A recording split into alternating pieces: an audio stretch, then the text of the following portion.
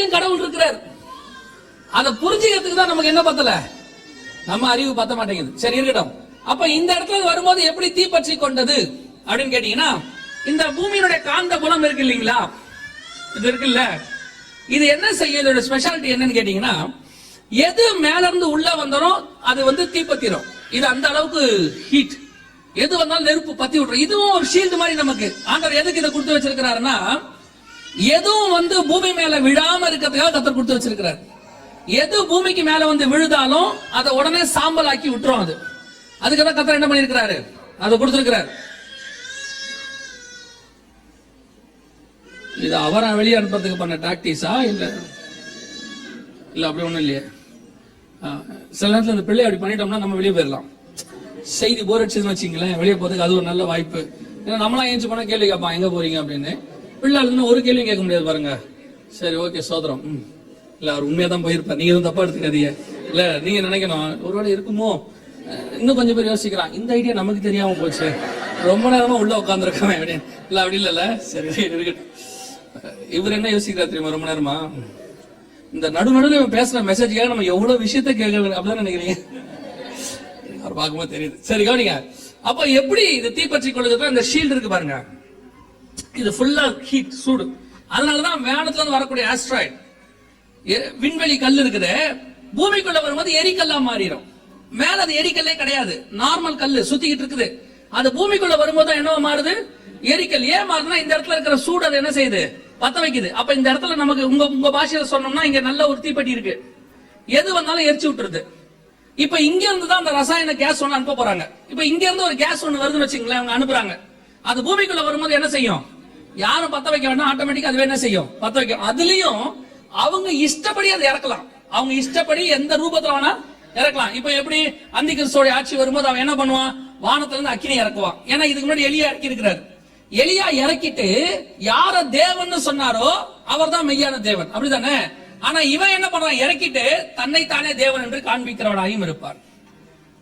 தானியேல் புஸ்தகம் 11ஆம் அதிகாரம் 37வது வசனத்துல தன்னைத்தானே தேவன் என்று காண்பிக்கிறவனா இருப்பார். 2 தெசலோனிக்கேயர் 2:4 அது இருக்கு, தானியேல் 11:37 அது இருக்கு. தன்னையே தேவன் என்று உயர்த்துவான். இப்ப அந்திகிறிஸ்து என்ன பண்ண போறான், மேல இருந்து நெருப்பை இறக்கி அந்த நெருப்பு பூமிக்குள்ள நுழையும் போது அத்தனை பேரும் அதை பார்க்கும் பொழுது அந்த நெருப்பை இறக்குகிற அவனையே என்ன செய்வாங்க, கடவுள்னு சொல்லுவாங்க. ஏன்னா எலியா இறக்கிட்டு கர்த்தரே தேவன் என்றார், இவன் இறக்கிட்டு நானே தேவன் என்று சொல்லுவான். அல்லேலூயா. இப்ப எல்லாத்தையும் இறக்கிறதுக்கு எல்லாம் ரெடி ஆயிருச்சு. இப்போ சரி, ஏன் நெருப்ப இறக்குறான் அப்படின்னு கேட்டீங்கன்னா, எல்லா மதங்கள்லயும் பாத்தீங்கன்னா நெருப்பு கடவுளாக கருதப்படுகிறது. அது இந்து மார்க்கமா இருக்கட்டும், சீன மார்க்கமா இருக்கட்டும். சீனர்கள் எல்லாம் பாத்தீங்கன்னா வீட்டு வாசல ஒரு சிவப்பு கலர்ல லைட் வச்சிருப்பாங்க. ரோமன் கத்தோலிக்கர்கள் வீட்டு வாசல என்ன வச்சிருப்பாங்க, வீட்டுக்குள்ள ஒரு கேண்டில் வச்சிருப்பாங்க. எல்லா மார்க்கத்திலும் நெருப்பு கடவுளாக இருக்கு. இது கூட எங்க வந்துச்சுன்னா, முச்செடியில அவர் என்ன பாக்குறாரு, மோசே 3ஆம் அதிகாரம் யாத்திராகம புத்தகத்துல தேவனை பார்க்கிறார். முச்செடியில தேவன் அவர் அந்த தீ ரூபத்துல பார்த்ததுனால எல்லாரும் என்ன பண்ணிட்டாங்க, அவர் தான் தேவன், தேவன் நெருப்பாக இருக்கிறாருன்னு முடிவு எடுத்துட்டான். தேவன் நெருப்பா இல்ல, சிச்சுவேஷனுக்கு ஏத்த மாதிரி எப்படி வேணாலும் வருவார். காற்றா வருவாரு, பூமி எதிர்ச்சியா வருவாரு, அவர் ரூபமா வருவாரு, எப்படி வேணாலும் வருவார். அதனால இவங்க நெருப்பை கடவுளா பாக்குறதுனால இப்ப அவன் நெருப்பை இறக்கிட்டு அந்த நெருப்பு தான் தேவனாகவும் அதை இறக்கிற அவனே மெய்யான தேவனும் காண்பிக்க போகிறான். அதுக்காக தான் இதை உருவாக்கி இருக்கிறாங்க, ISS ஸ்பேஸ் ஸ்டேஷன். இது வேற எதுக்காகவும் கிடையாது. இது உங்களுக்கு உண்மை நிலாவிலையும் வாழ வைக்காது, மார்ஸ்லயும் வாழ வைக்காது. 2 ரீசன். ஒண்ணு, உங்களை எண்ணி 24 மணி நேரம் என்ன செய்ய போகுது, கண்காணிக்க போகுது. 2வது, வானத்துல இருந்து என்ன செய்ய போது, நெருப்பு இருக்க போகுது. 3வது, ஆண்டவர் சொன்னது. நான் சொல்லிட்டு இதோட முடிக்கிறேன், ஏன்னா நமக்கு நேரம் முடிய போகுது. வாசிங்க 13ஆம் அதிகாரம் 15வது வசனம் வாசிங்க. வெளிப்படுத்தின விசேஷம் 13:15 வாசிங்க.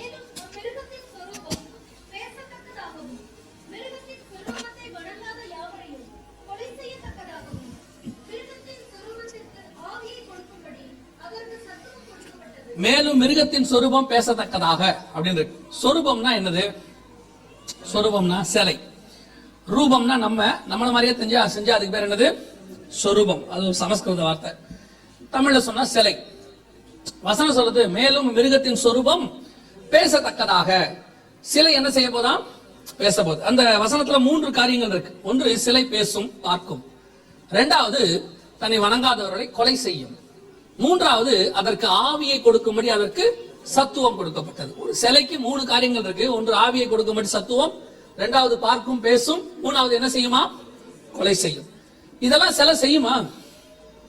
இதுவரைக்கும் சிலை பார்த்ததா பேசினதா ஏதாவது கேள்விப்பட்டிருக்கீங்களா? நம்ம பார்த்தது இல்லையா? சிலை மத்த வேலையெல்லாம் பண்ணிருக்கு இல்லையா? அழுது இருக்கு, ரத்த கண்ணீர் வடிச்சிருக்கு, பால் குடிச்சிருக்கு, எல்லா வேலையும் பண்ணிருக்குல்ல. இது வரைக்கும் சிலை பேசி பார்த்திருக்கிறீங்க? மாதா சிலை அடிக்கடி ரத்த கண்ணீர் வடிக்கும், அடிக்கடி அழுவும் இல்ல? மாதா சிலை பார்த்திருக்கீங்களா? நிறைய இடத்துல அந்த நான் தான் சொல்லுவேன், அழுகுற மாதா வாய் தந்து சொல்லிடலாம்ல, ஏன் அழுகுறேன்னு சொல்லிடலாம்ல. இன்னைக்கு நிறைய வீட்டுல இருக்கிற மாதாக்கள் அழுவும் சொல்லாது என்னன்னு பார்த்திருக்கீங்களா? நிறைய வீட்டுல எப்படி புரிஞ்சிருச்சு பாருங்க அவருக்கு, அது செய்தி புரிஞ்சு இல்லையா, அது டக்குன்னு புரிஞ்சிருச்சு அவருக்கு. நிறைய வீட்டுல இருக்கிறது பாத்தீங்கன்னா அழுவும், காரணம் சொல்லாது. இவனும் யோசிச்சு வைப்பான், இது எதுக்கு அழுவுது? ஏன்னா அவன் காலைல வேலைக்கு போகும்போது ஏதாவது சொல்லிட்டு போயிருப்பான், அது இவன் மறந்துடுவான். வேலைக்கு போனவர் மறந்துடுவார்ல, வெளியே போனவர் திருப்பி வரும்போது அந்த அம்மா மறக்கவே மறக்காது. அவன் யோசிச்சிருப்பான், இது என்னவா இருக்கும், என்னவா இருக்கும், ஏதுவா இருக்கும், காரணமே சொல்லாது. மறுநாள் காலையில் தான் சொல்லுவான். பாத்திருக்கீங்களா? நான் உங்கள சொல்ல, நான் பேசலாம் பார்க்கறேன் எனக்கு வெளியே. அப்போ இது வரைக்கும் சிலை என்ன செய்யல? பேசல. ஏன்னா வேதத்துல ஆண்டவர் சொல்லியிருக்கிறாரு, அது கண்ணு இருந்தும் காணாது, காது இருந்தும் கேளாது, வாய் இருந்தும் பேசாது. இது ஆண்டவர் சொல்லியிருக்கிறாரு. அதனால அது கண்டிப்பா என்ன செய்யாது? செய்யாது. ஆனால் அதே ஆண்டவர் வெளிப்படுத்தல் 13:15 சொல்றாரு, சிலை பார்க்குமாம், பேசுமாம், தன்னை வணங்காத யாவரையும் கொலை செய்யுமாம். சிலை பார்க்குமாம், பேசுமாம், கடைசி காலத்துல சொன்னா இப்ப பார்க்க ஆரம்பிச்சிருச்சு, பேச ஆரம்பிச்சிருச்சு. இது பாருங்க, இதுக்கு பேரு ரோபோட்னு பேரு. ஆனா ரோபோட்டுங்கிறது இயந்திர மனிதன் அப்படின்னு பேரு. ஆரம்ப காலத்துல நம்ம இந்த ரோபோட் அப்படின்னா இயந்திர மனிதன் அப்படின்னு சொல்லுவோம். இப்போ அட்வான்ஸ்ட், இது ரொம்ப அட்வான்ஸ்ட். இது என்னன்னு கேட்டீங்கன்னா ஜியாஜியா அப்படின்னு பேரு. ஜியாஜியானா த மோஸ்ட் இன்டராக்டிவ் ரோபோட் அப்படிம்பாங்க. உலகத்துல இருக்கிறதுலே ரொம்ப இன்டராக்டிவ் அப்படின்னா எல்லா கேள்விக்கும் என்ன செய்யும்? பதில் சொல்லும், கூட கூட பேசும், எல்லா வேலையும். அதாவது அந்த அளவுக்கு அதுக்கு வந்து நாலேஜ் கொடுக்குற அளவுக்கு பண்ணி வச்சிருக்காங்க. இது எது சிலை நினைக்காதீங்க, சோப்பு கடலை இருக்கிறதா சிலை. உங்களுக்கு கன்ஃபியூஷன் வந்துடக்கூடாது. இதுல வெள்ளையா கருப்பா அப்படின்னு நினைச்சிருக்கூடாது. அந்த சிவப்பு கலர்ல இருந்து பாத்தீங்களா, அதான் சிலை. எனக்கு இந்த சிலை செஞ்சவன மேல ரொம்ப பயங்கரமான ஒரு அவன் எவ்வளவு பெரிய அறிவாளி பாருங்க. கூட கூட பேசுறத பெண் ரோபோட்டா செஞ்சிருக்கான் பாருங்க. பாத்துறீங்களா? ஆண் ரோபோட்டா செஞ்சிருந்தா 10 நிமிஷத்துக்கு மேல பேசியிருக்காது, அது ஆஃப் ஆயிருக்கும். அது ரொம்ப அறிவாளி போல. கவனிங்க, இதுக்கு அட்வான்ஸ்ட் ஒன்று இருந்துச்சு, அதுக்கு பேர் அசிமோன்னு பேரு. இங்க இருக்கு பாருங்க, இது அசிமோ ரோபோட். இது அசிமோங்கிறது ஒரு டெக்னாலஜி. இந்த அசிமோ டெக்னாலஜியை வந்து ஜப்பானீஸ் செஞ்சாங்க. இதுதான் ஃபர்ஸ்ட் ஆரம்பத்துல செஞ்சது. இது வந்து அதுக்கு மேல போட்டிருக்கிறதுலாம் சிலிகான் ஸ்கின். ரெண்டாவது அது கண் இமைக்கிறதெல்லாம் பாருங்களேன், அப்படியே பயங்கரமா நம்ம எப்படி ஒரு மனுஷன் இருக்கிறானோ அப்படியே இருக்கும். இந்த வெளிப்படுத்தல் 13:15 இன்னையிலிருந்து 1900 வருஷத்துக்கு முன்னாடி கொடுத்தது. கொடுக்கப்பட்ட இடம் பத்மு தீவு. கொடுத்தவர் ஒரு படிப்பறிவில்லாத மீனவர். அன்னைக்கு ஆண்டவர் சொன்ன டெக்னாலஜி நம்ம காலத்துல நம்ம கண்ணுக்கு முன்னாடி 100% நிறைவேறி கொண்டே இருக்கிறது. அல்லேலூயா. அப்படின்னா இந்த பைபிள் எவ்வளவு அட்வான்ஸ்டு புக்ன்றதை புரிஞ்சுங்க. இன்னைக்கு இருக்கிற யூத்ஸ் எல்லாம் வரும்போது என்ன நினைக்கிறான்னா, பைபிள் ஏன் படிக்கணும்? ஏன்னா நம்ம இன்ஜினியர் ஆயிட்டோம், டாக்டர் ஆயிட்டோம், ஐடி முடிச்சிட்டோம், நம்மளாம் அதாயிட்டோம் இதாயிட்டோம், பைபிள் எல்லாம் ஒரு ஓல்டு புக், இதெல்லாம் ஏன் படிக்கணும்? இன்ஜினியரிங் புக் படிச்சா இன்ஜினியர் ஆகலாம், டாக்டர் புக் படிச்சா டாக்டர் ஆகலாம், ஆனா பைபிள் படிச்சா மட்டும்தான் மனுஷன் ஆக முடியும். இந்த ஒரு புக்கு தான் உங்களை பரலோகத்துக்கு கூட்டு போகும்.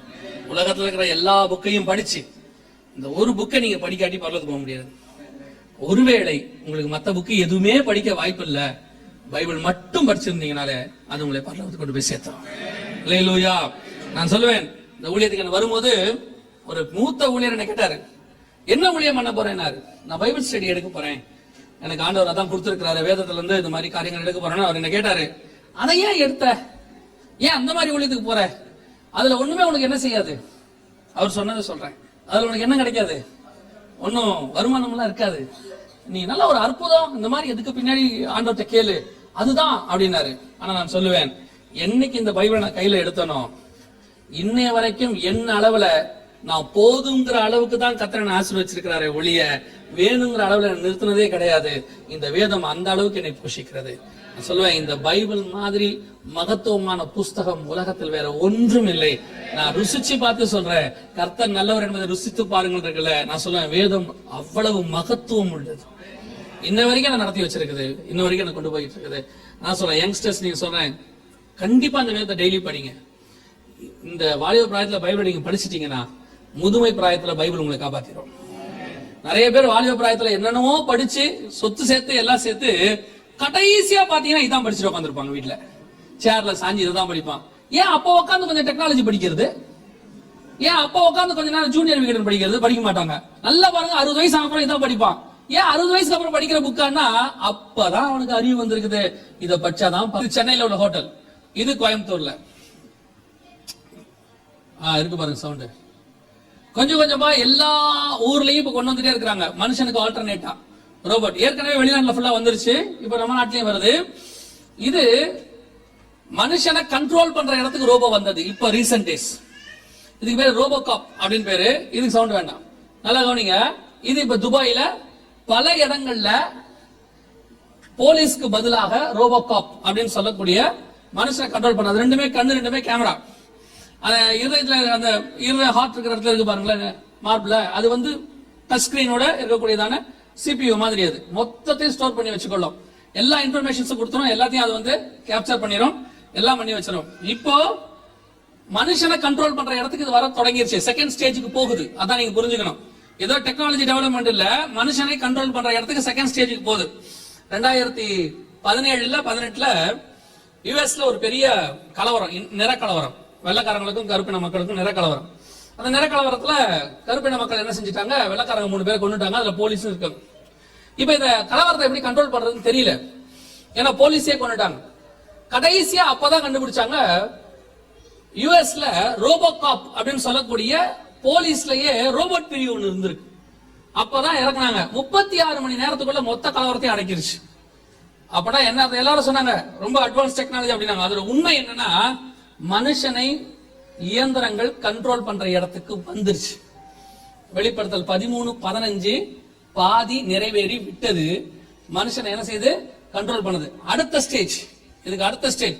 இதே டெக்னாலஜி இப்போ இந்தியால கேரளா போலீஸ் கொண்டாந்து இருக்காங்க. இங்க இருக்கு பாருங்க, கேரளா போலீஸ்ல ரோபோட். இதே எதுன்னு கேட்டீங்கன்னா, நம்ம ஃபர்ஸ்ட் சொன்ன பாருங்க அசிமோவ் டெக்னாலஜி, அந்த டெக்னாலஜி கொண்டு வந்திருக்காங்க, ஹியூமனாய்ட் ரோபோட். இது வந்து இப்ப நார்மலா இருக்கிறது. ஆக்சுவலா இதோட அட்வான்ஸ்ட் என்னன்னு கேட்டீங்கன்னா, நார்மல் போலீஸை விட ஹை அட்வான்ஸ்ட் அசிமோவ் ரோபோட்டிக்ஸ் அங்க இருக்கு பாருங்க. சோ இது இப்ப இந்தியாவிலையும் கொண்டு வந்தாச்சு ரோபோ போலீஸ். இதுக்கு அடுத்த ஸ்டேஜ் மனுஷனை கொலை பண்றது. இங்க இருக்கு பாருங்க, இதுக்கு பேர் கில்லிங் ரோபோட்ஸ் பேர். இது இப்போ எல்லா மிலிட்டரியிலயும் எல்லாத்திலயும் கொண்டாந்து இருக்காங்க. யுஎஸ் மிலிட்டரியில ஒரு ரோபோட் பிரிவே இருக்கு, ரோபோட் சோல்ஜர்ஸ் கொண்டாந்தாச்சு. இது என்ன பண்றாங்கன்னு கேட்டீங்கன்னு சொன்னா, எதிரி நாட்டு ராணுவ வீரர்களை மட்டும்தான் கொல்லும், நம்ம சொந்த நாட்டு ராணுவ வீரர்களை கொள்ளாது. அந்த மாதிரி ஒரு இது பண்ணி இருக்காங்க. அது மாத்திரம் இல்ல, பக்கத்துல உள்ள இது என்னதுன்னு கேட்டீங்கன்னா, ஜெர்மனில போக்ஸ்வேகன் கம்பெனில கூட வேலை பார்த்திருந்த ஆளை கொண்டுடுச்சு ரோபோட். இதான் ஃபர்ஸ்ட் ரோபோட் மனுஷனை கொன்ன எஃப்ஐஆர். இதான் ஃபர்ஸ்ட் ரோபோட் மனுஷனை கொண்டதுக்கான எஃப்ஐஆர். வெளிப்படுத்தல் 13:15 அந்த வசனத்தை நீங்க பாத்தீங்கன்னா தெரியும். மேலும் மிருகத்தின் சொரூபம் பேசத்தக்கதாகவும் தன்னை வணங்காத யாவரையும் கொலை செய்யத்தக்கதாகவும். ரோபோட் மனுஷனை கொலை பண்ற காலம் வந்துருச்சு. ரோபோட் வரும்போதே கேட்டாங்க, மனுஷன் அது கொலை பண்ணுமா அப்படின்னு போது அப்ப சொன்னாங்க, இல்ல இல்ல அது மனுஷனை என்ன செய்யும், நாம தான் அதோட கண்ட்ரோல்ல வச்சிருப்போம், அது நம்ம கண்ட்ரோல் விட்டு போகாதுன்னாங்க. அன்னைக்கே சயின்டிஸ்ட் சொன்னாங்க, இல்ல இல்ல அது என்ன செஞ்சிடும், கைவிட்டு போயிடும் அப்படின்னாங்க. இப்ப போயிருச்சு, மனுஷன் என்ன செஞ்சிருச்சு, கொலை பண்ணிருச்சு. இதோட லாஸ்ட் கடைசி அந்த வெளிப்படுத்தல் 13:15 ஆவியை கொடுக்கும்படி அதற்கு சத்துவம் கொடுக்கப்பட்டது பாத்தீங்களா. அது என்னன்னு கேட்டீங்கன்னா, ஆர்டிபிஷியல் இன்டெலிஜென்ஸ் அப்படின்னு சொல்லக்கூடிய புது வகையான ரோபோட். இந்த வீடியோ பாருங்க, வீடியோ வருதா? ரோபோட் பாத்தீங்களா? பாக்கலையா? வாசிக்கிறதே ரோபோட் தான், ஆர்டிபிஷியல் இன்டெலிஜென்ட் ரோபோட் அதுக்கு பேரு. அது பாருங்க எப்படி ஷெல்ஃபா எல்லாத்தையுமே செய்யும் பாருங்க. நம்ம எவ்வளவு கண்ணு இமைக்கணுமோ அவ்வளவுதான் இமைக்கும். ஒரு நார்மல் டிவியில இருக்கக்கூடிய நியூஸ் வாசிக்கிற கம்பேர் என்ன பண்ணுவாங்களோ அதான் அது பண்ணும். இது இப்போ 2019 அமேசிங் டெவலப்மெண்ட். இங்க பாருங்க, இது இப்ப டிவில ஃபுல்லா அதான் வருது. இது ரோபோட், மனுஷன் கிடையாது. இது an robot, an artificial intelligence, ஏஐன்னு சொல்லுவாங்க. சவுண்ட் வரல, ஆன் ரோபோட் எப்பவுமே அப்படிதான் பேசும், ஒரே சவுண்ட் தான். நீங்களும் பாத்தீங்க தானே அது எப்படி பேசு. இங்க பாருங்க, வருதா? வரலையா? ரோபோட் நிலைமையே அதுதான். நான் சொன்னா நீங்க நம்ப மாட்டீங்க. பாருங்க, இது ஆர்டிபிஷியல் இன்டெலிஜென்ஸோட ரோபோட். இது ஆக்சுவலா அது என்ன சொல்லுதுன்னா அதை பத்தி டிஸ்கிரைப் பண்ணுது. நான் ஒரு ஆர்டிபிஷியல் இன்டெலிஜென்ஸோட இருக்கிறேன், எனக்கு வந்து எல்லா டெக்னாலஜியும் முடியும், நானே எல்லாமே ஷெல்ஃபா செய்வேன், அட்வான்ஸ் டெக்னாலஜி எல்லாம் சொல்லுது. கர்த்தர் சொன்னபடி வெளிப்படுத்தல் 13:15 100% நிறைவேறி விட்டது நம் கண்களுக்கு முன்பாக. என்ன நாம பார்த்த சிலைகள் எல்லாம் ரூபத்துல ஒவ்வொரு ரூபத்துல பார்த்திருப்போம், ஒவ்வொரு உலோகத்துல பார்த்திருப்போம், தங்கத்துல வெள்ளியில பார்த்திருப்போம் இல்லையா? இப்ப அதே சிலை இப்போ இப்படி இருக்கு. இப்ப நம்ம வெள்ளியில வெங்கலத்துல செஞ்சதுக்கு பதிலா சிலிக்கான்ல செஞ்சிருக்காங்க. கடைசியா ஒண்ணே ஒண்ணு இருக்கு, நான் சொல்லிட்டு முடிச்சிடறேன். ஒரு 5 நிமிஷம் எக்ஸ்ட்ரா எடுத்துக்கலாம் ஃபர்ஸ்ட். கவனிங்க, ஏன்னா என் டைம் முடிஞ்சிருச்சு. நல்லா கவனிங்க, இதுக்கு அட்வான்ஸ்டா இன்னொரு டெக்னாலஜி இருக்கு, அதுக்கு பேரு பயோனிக் மேன் பேரு. அதுக்கு முன்னாடி இந்த ஆர்டிபிஷியல் இன்டெலிஜென்ஸோட இருக்கிற ரோபோட்டுக்கு சிட்டிசன்ஷிப் கொடுத்தாங்க. எங்கன்னா சவுதியில கொடுத்தாங்க. இந்த சவுதி இருக்குல்ல, கடைசி காலத்தினுடைய மிக முக்கியமான மைய இடம். இந்த சவுதியில இப்ப நாங்க லேட்டஸ்டாவே கடைசி எங்களுடைய ஃபைனல் கால்ல டைம்லைன் ஆஃப் சவுதி அரேபியான்னு ஒன்று போட்டிருக்கோம். அதுல சவுதி அரேபியா எந்தெந்த அளவுக்கு வேர்ல்டோட என்ன செய்யுது கொண்டு வந்து சேர்த்துட்டாங்க அப்படின்றது. அதுல இதுக்கு சிட்டிசன்ஷிப், இதுக்கு பேர் சோஃபியான் பேரு. இதுக்கு சிட்டிசன்ஷிப் எங்க கொடுத்திருக்காங்கன்னா சவுதி அரேபியால. சவுதி அரேபியால பெண்களுக்கான உரிமை இப்பதான் வர தொடங்கி இருக்கு. ஆனா அதுக்கு முன்னாடி என்ன கொடுத்துட்டான்? சிட்டிசன்ஷிப். அதோட ரோல் என்னன்னா, சவுதி அரேபியாவுக்குள்ள என்ன நுழைஞ்சிருச்சு? சிலை வழிபாடு உள்ள வந்துருச்சு. சிலை வழிபாடு இல்லைன்னு தானே சொல்றோம். இது ஒரு வகையான சிலை, பார்க்கிற சிலை, பேசுற. இதுகிட்ட கேள்வி கேட்டாங்க, எதிர்காலத்துல நீங்க மனுஷனை கொல்லுவீங்களா அப்படின்னு கேட்டாரு. அவர் கேட்டாரு, அதுக்கு அது சொல்லுது, அது நீங்கள் நடந்து கொள்வதை பொறுத்து. நீங்க எப்படி நடந்துக்கிறீங்களோ அதன்படிதான். இதுக்கு பேரு சோஃபியான் பேரு, ஹியூமன் ரோபோட். முதல் சிட்டிசன்ஷிப் கொடுத்தாச்சு. அதாவது ரோபோ மனுஷனுக்கு ஈக்குவலாக மாறி விட்டது, சிட்டிசன்ஷிப்ல வந்துருச்சு. மிஷின் கிடையாது இனிமேட்டு. அதுவும் யார் தான்? ஒரு ஹியூமன் மாதிரி தான் அது. இதோட அடுத்த ஸ்டேஜ் தான் ஆன்டி கிரைஸ்டோடைய அந்த டெக்னாலஜி. அதுக்கு பேரு பயோனிக் மேன் பேரு. இங்க இருக்கு பாருங்க, இது பாருங்க, பயோனிக் மேன். பயோனிக் மேன்னா என்ன அப்படின்னா, இது ரோபோட் கிடையாது, இயந்திர மனிதன் கிடையாது, செயற்கை மனிதன். ஆரம்பத்துல பார்த்தோமே, செயற்கை மூளை, செயற்கை ரத்தம், எல்லாமே செயற்கையா உள்ளதான ஒரு டெக்னாலஜி. கையை வெட்டினா ரத்தம் வரும், இதுக்கு வந்து செயற்கை நரம்பு இருக்குது, எல்லாமே இருக்கு. ஆனா எல்லாமே உங்களுக்கு சிலிக்கான்ல செஞ்சது, எதுவுமே ஒரிஜினல் கிடையாது. எப்படி இரும்பு ஒயர் பிக்ஸ் பண்ணியிருந்தோமோ இப்ப அதுக்கு பதிலா பயோனிக். அந்த தோல் போட்டிருக்காங்க பாருங்களேன், அந்த தோலோட ஸ்பெஷாலிட்டி என்னன்னா, நடந்தா வேர்க்கும், வேர்வை சுரபி இருக்கு தோலுக்குள்ள, நடந்தா அதுக்கு வேர்க்கும், முடி முளைக்கும், ஷேவ் பண்ணணும். இது யார் வச்சு பண்ணாங்கன்னா, அது ஒருத்தர் வராரு பாருங்களேன், அவருடைய மாடல்ல பண்ணிருக்காங்க. ஏன் அவருடைய மாடல்ல பண்ணாங்கன்னா, அவர் கை பாருங்க, அதே மாதிரி அவர் கை போயிருச்சு, ஒரு ஆக்சிடென்ட்ல கை போயிருச்சு அவருக்கு. அப்ப அவர் கை பாருங்க, அந்த கையை என்ன பண்ணாங்கன்னா, இந்த டெக்னாலஜிக்கு ஃபர்ஸ்ட் இவர் தான் யூஸ் பண்ணாங்க. அந்த டெக்னாலஜிக்கு இவர் தன்னை விட்டு கொடுத்ததுனால இப்ப அவர் கை நல்லா வேலை செய்யுது. அங்க இருக்கு பாருங்க, அந்த கை வேலை செய்யுது, அதுக்கு உணர்ச்சி இருக்குது. அதுக்கு மேல தோலை போடலாம், தோல் போட்டா நார்மல் கை மாதிரியே இருக்கும், உணர்ச்சி இருக்கும், பிடிக்க முடியும், தூக்க முடியும். உங்களுக்கு தெரியல, கட்ட கை வச்சா என்ன பண்ண முடியாது, பிடிக்க முடியாது, தூக்க முடியாது, உணர்ச்சி எல்லாம் இருக்காது. இதுக்கு எல்லாமே இருக்கும், நம்ம கை மாதிரியே இருக்கும். இப்ப அதுக்கு ஸ்கின் மட்டும் இன்னும் போடாம இருக்காங்க. அதனால அந்த முதல் ரோபோட்டை, அந்த முதல் பயோனிக் மேனை இவரை வச்சு செஞ்சாங்க, இவருடைய மாடல்ல செஞ்சாங்க. அப்படின்னா வரப்போற மனுஷனுடைய அந்தி கிறிஸ்துவோடைய ரூபத்துல செய்வதற்கு டெக்னாலஜி ரெடியா இருக்கு. இப்ப என்ன இருக்கு? ரெடியா இருக்கு. பைபிள் சொல்லுது, ஒரு அவன மாதிரியே ஒரு சிலை செய்வாங்களாம், செஞ்சு வச்சு அதை எல்லாரும் வணங்க வேண்டும் என்று சொல்வார்களாம். வணங்காதவர்களை அது என்ன செய்யுமா? தானாகவே கொலை செய்யுமா. இப்ப கொலை செய்யக்கூடிய ரோபோட்டுகள் வந்துருச்சு, பயோனிக் மேன் என்று சொல்லக்கூடிய. இதெல்லாமே வந்து ஏதோ இன்னைக்கு நடக்கிற டெக்னாலஜி இல்ல, பைபிள்ல 1900 வருஷத்துக்கு முன்னாடி இருக்குது. இந்த மாதிரி எல்லாமே இருக்கு. என்ன, நீங்க பைபிள கொஞ்சம் உட்கார்ந்து நிதானிச்சு பாத்தீங்கன்னா எல்லா விஷயமும் இருக்கு. ஒரே ஒரு விஷயம், ஒரே ஒரு வசனம் மட்டும் வாசிங்க, முடிச்சிடலாம். வெளிப்படுத்தின விசேஷம் 11ஆம் அதிகாரம், வெளிப்படுத்தல் 11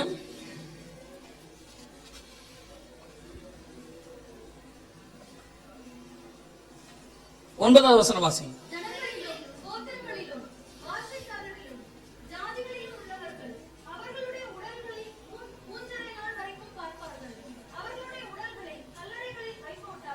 நல்ல கவனிங்க, 11:9 சொல்லுது, எருசலேம்ல 2 பேர் செத்து கிடப்பாங்க, ரோட்ல, தெருவுல இருக்கு, அவருடைய வீதிகளில் இருக்கு, வீதியிலே கிடக்கும். 8ஆம் வசனத்துல அவருடைய உடல்கள் மகாநகரத்தின் விசாலமான வீதியிலே கிடக்கும். மெயின் ரோட்ல இருக்குமா, எருசலேம் மெயின் ரோட்ல. அப்படி செத்து இருக்கிற அவங்கள 3.5 நாள் வரைக்கும் உலகத்துல உள்ள எல்லாரும் பார்ப்பாங்கன்னு பைபிள் சொல்லுது. அந்த வசனம் எப்படி இருக்கு பாருங்க. ஜனங்களிலும் கோத்திரங்களிலும் பாஷைக்காரர்களும் ஜாதிகளிலும் உள்ளவர்கள் அவருடைய உடல்களை 3.5 நாள் வரைக்கும் பார்ப்பார்கள். கேள்விப்படுவார்கள் இல்ல, என்ன இருக்கு? என்னைக்கு இருக்கு பைபிள்ல? 1900 வருஷத்துக்கு முன்னாடி. யோசிச்சு பாருங்க, அன்னைக்கு இயேசு கிறிஸ்து சிலுவையில் அறைஞ்சத இந்தியாவில் இருக்க யாராவது பார்த்திருப்பானா? தோமா வந்து சொல்ற வரைக்கும் இயேசு சிலுவையில் அறையப்பட்டது நமக்கு தெரியுமா? ஆனா இன்னைக்கு ஒருத்தரை எருசலேம்ல அடிச்சா நமக்கு தெரியும். லைவ் டெக்னாலஜி இருக்கு, நமக்கு லைவா பார்க்க முடியும். இன்னைக்கு இன்டர்நெட் இருக்கு, இன்னைக்கு நமக்கு வந்து டிவி இருக்கு, சேட்டலைட் சேனல்ஸ் இருக்கு. இன்னைக்கு உள்ள டெக்னாலஜியில உள்ளத அன்னைக்கு தீர்க்கதரிசி பார்க்கிறாரு பாருங்க. ஜனங்களில் உள்ள யாவரும் அதை காண்பார்கள். இதுதான் பைபிள்ங்கிற, இதுதான் பரிசுத்த வேதாகமம். பைபிள் வந்து ஏதோ ஒரு கதையை நமக்கு என்னைக்குமே சொன்னதே கிடையாது. பைபிள்ல உள்ள ஒவ்வொரு விஷயத்துக்கு பின்னாடியும் நியூக்ளியர் டெக்னாலஜில இருந்து இன்னைக்கு இருக்கக்கூடிய மொத்த டெக்னாலஜி பைபிளுக்குள்ள இருக்கு. ஒவ்வொரு விஷயத்தையும் ஆண்டவர் துல்லியமா சொல்லி வச்சிருக்கிறாரு. என்ன அவர் சொல்றாரு? நான் என்னுடைய மகத்துவங்களை அவர்களுக்கு எழுதி கொடுத்தேன், அவர்களது அந்நிய காரியமாய் எண்ணினார்கள். நாம இன்னைக்கு பைபிளை படிக்கிறத விட மற்ற எல்லாத்துக்கும் இம்பார்ட்டன்ஸ் கொடுக்கிறோம். அதான் ஆண்டவர் சொல்லி கொடுத்தாரு. ஒரு நாளைக்கு மெசேஜ் வந்திருக்குதான்னு எத்தனை தடவை வாட்ஸ்அப் பாக்குறீங்க? மெசேஜ் வந்திருக்குதான்னு வாட்ஸ்அப் எத்தனை தடவை பாக்குறோம்? ஆனா மெசேஜோட இருக்கிற பைபிளை எத்தனை தடவை பார்த்திருக்கிறோம்? மெசேஜே வந்திருக்க. ஒரு காலத்துல மெசேஜ் வந்தா டங்குன்னு சவுண்ட் கேட்கும், அப்பதான் போன் எடுத்து பார்ப்போம். இப்ப அப்படி இல்ல, நிமிஷத்துக்கு ஒரு தடவை போன் எடுத்து அவன் என்ன செய்யறான்? மெசேஜ் கேட்டது, மெசேஜ் வந்திருக்கான்னு பார்த்தேன். அடிக்ட் ஆயிட்டான்னு அர்த்தம். அடிக்ட் ஆயிட்டான்றதை நம்ம எப்படி கண்டுபிடிக்கலாம்? மெசேஜ் வந்திருக்குதான் நீ போன் எடுத்து பார்க்க ஆரம்பிச்சிருந்தா அடிக்ட் ஆயிட்ட. அப்ப மெசேஜ் வந்திருக்குதான்னு பாக்குறமே, ஒரு நாளைக்கு 100 தடவை பாக்குறோம். ஆனா மெசேஜோட இருக்கிற பைபிளை ஒரு தடவை பார்க்கறதுக்கு நம்ம ரெடியா இல்ல. நல்லா கவனிச்சுக்கொள்ளுங்க. இன்னைக்கு உள்ள மொத்த டெக்னாலஜி, நான் டெக்னாலஜி மட்டும் பேசுறேன். இன்னைக்கு உள்ள ராக்கெட்ல இருந்து, இன்னைக்கு உள்ள வார் ஹெலிகாப்டர்ல இருந்து, இன்னைக்கு உள்ள நியூக்ளியர் வெப்பன்ஸ்ல இருந்து எல்லாம் இந்த வேதத்தில் தெளிவாய் கொடுக்கப்பட்டிருக்கிறது. போன வாரம் புரூனேல வேற ஒரு மெசேஜ்ல நியூக்ளியர் டெக்னாலஜியோட ரேடியேஷனை பத்தி பேசிட்டு இருந்தோம். பைபிள்ல இருக்கு. அத பேசும்போது அந்த ரேடியேஷன் டிபார்ட்மெண்ட்ல வேலை செய்யற ஒருத்தர் வந்திருந்தார். அவர் வந்து சாட்சி சொன்னாரு, எங்கிட்ட தனியா பேசும்போது சொன்னாரு, இத்தனை வருஷம் இந்த பைபிள்ல இந்த வசனத்தை நான் படிச்சிருக்கிறேன், ஆனா இதுதான் ரேடியேஷன் டெக்னாலஜியோட ரிசல்ட்னு எனக்கு தெரியும். ரேடியேஷன் பாஞ்சா என்ன ஆகும்னு எனக்கு தெரியும், அதுதான் இங்க இருக்கு. ஆனா இதுதான் அதுன்னு எனக்கு என்ன செய்யல, தெரியல. அந்த வார்ல எப்படி யூஸ் பண்ணுவாங்கன்றது. அதுக்குதான் சொல்றேன், இந்த வேதத்துக்குள்ள இன்னைக்கு உள்ள மொத்த விஷயங்களையும் கர்த்தர் நமக்கு தெளிவாக கொடுத்திருக்கிறார். கர்த்தர் சொன்னுகிறபடி பேசுகிற சிலை வந்து விட்டது, பார்க்கிற சிலை வந்து விட்டது, அதை உலகம் முழுக்க லைவ் டெலிகாஸ்ட் பண்றது வந்துருச்சு. மொத்த காரியங்களும் நமக்கு கொடுத்த நேரத்தில் நம்ம கொஞ்சம் தான் பார்த்தோம். இன்னும் எவ்வளவோ காரியங்கள் இந்த வேதாகமத்துக்குள்ள என்ன இருக்குது, புதஞ்சிருக்குது. ஆனா இது எல்லாத்தினுடைய ஒரு உண்மை மட்டும் என்ன தெரியுமா? நாம் கடைசி காலத்தில் வந்து விட்டோம் என்பது உண்மை. கடைசி காலத்துல கடைசி நிமிஷத்துக்கு நாம வந்துட்டோம். நம்முடைய ஆண்டவர் வெகு சீக்கிரத்தில் என்ன செய்ய போறார், வரப்போறார். இதெல்லாம் உங்களுக்கு சொல்றதுக்கு காரணம் என்ன? எங்களுக்கு தெரியும் இன்ஃபர்மேஷனா இல்ல. இதெல்லாம் அவங்க சொல்றதுக்கு ஒரு காரணம், உங்களுடைய வருகைக்கும் உலகத்தின் முடிவுக்கும் அடையாளம் என்னன்னு கேட்டாங்க. இப்ப அவருடைய வருகை, உலகத்தின் முடிவு ரெண்டும் வரப்போகுதுன்றதுக்கான அடையாளங்கள் தான் இவைகள் எல்லாம். இதெல்லாம் பார்க்கும்போது உங்களுக்கு ஒண்ணு தெரியணும், இயேசு கிறிஸ்து வெகு சீக்கிரத்தில் வரப்போகிறார். அல்லேலூயா. இனி காலம் கண்டிப்பாக செல்லாது. இந்த வருகையில நாம் பிரவேசிக்க வேண்டுமானால் எல்லாவற்றிலும் தேவனை சந்திப்பதற்கு நாம் ஆயத்தப்பட வேண்டும். ஆவி, ஆத்மா, சரீரம் எல்லாவற்றிலும் நாம் தேவனை சந்திப்பதற்கு என்ன செய்யணும்? தயாராக